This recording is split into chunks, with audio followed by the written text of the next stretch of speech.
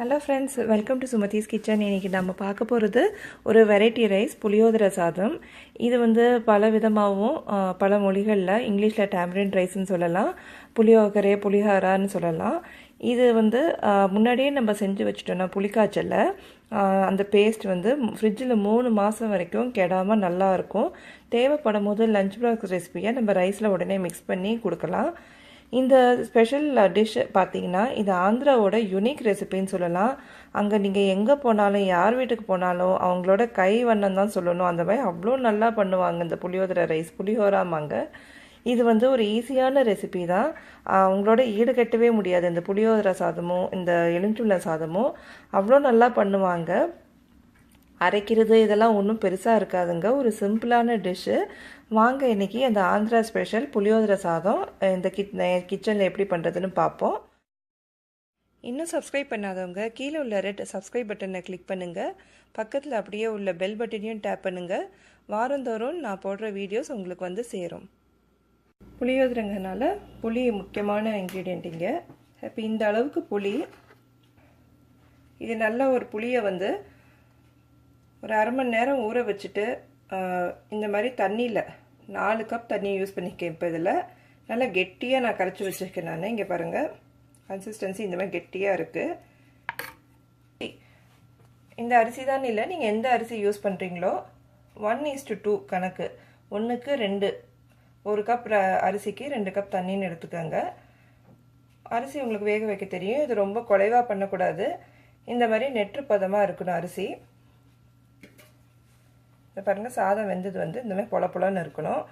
அது தேவையானது கடுகு 2 டீஸ்பூன், வெந்தயம் 1 டீஸ்பூன், சீரகம் 1 டீஸ்பூன், பெருங்காயம் 1/2 டீஸ்பூன், கருவேப்பிலை ஒரு 1/2 கப் அளவுக்கு, பச்சை மிளகா 3 இந்த மாதிரி 2ஆக கட் பண்ணி வச்சுருக்கேன், வரமிளகா ஒரு 20 வரமிளகா, இதையும் 2ஆக இந்த மாதிரி உடச்சி வச்சுக்கோங்க. இப்படி இந்த மாதிரி வரமிளகா 20, பச்சை நிலக்கடலை இது 1/2 கப், உளுத்தம்பருப்பு 1/2 கப், கடலைப்பருப்பு 1/2 கப், மஞ்சத்தூள் 1 டீஸ்பூன், தேவையான அளவு உப்பு, தேவையான அளவு எண்ணெய். இப்போ இது எப்படி செய்யுதுன்னு பார்ப்போம். இப்போ முதல்ல இந்த புளி கரைச்சி வச்சுருக்கதை ஸ்டவ்வில் வச்சுப்போம். இது நல்லா திக்கார வைக்கும். நம்ம இதை பண்ணணும். இப்போ இதில் கொஞ்சமாக மஞ்சப்பொடி சேர்த்துருக்கேன். நான் மஞ்சப்பொடியும் உப்பும் கொஞ்சம் சேர்த்துக்கோங்க.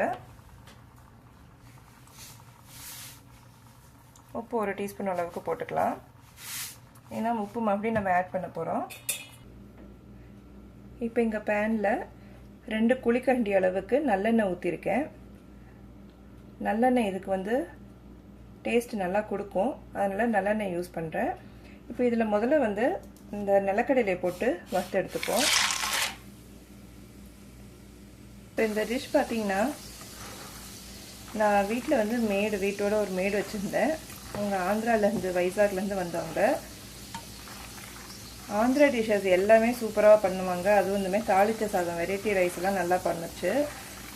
இந்த மாதிரி டிஷ்ஷஸ் எல்லாம் அவங்கள்ட்ட தான் கற்றுக்கிட்டேன். உடனே இந்த மாதிரி இந்த அளவுக்கு வறுத்து எடுத்துக்கலாம். இப்போ புரிஞ்சிச்சு நிலக்கடலை. இப்போ இந்த சூடான அதே மீதி எண்ணெயில் கடலைப்பருப்பு முதல்ல போட்டுக்கோங்க.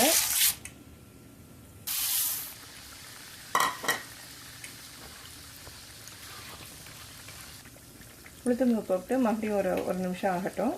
உப்பும் போட்டு 1 நிமிஷம் ஆயிடுச்சுங்க. இப்போ இதோட கடுகு வெந்தயம் அதையும் போட்டுக்கலாம். கடுகு வெந்தயம் போட்டதுக்கப்புறம் கருவேப்பிலை போட்டுப்போம்.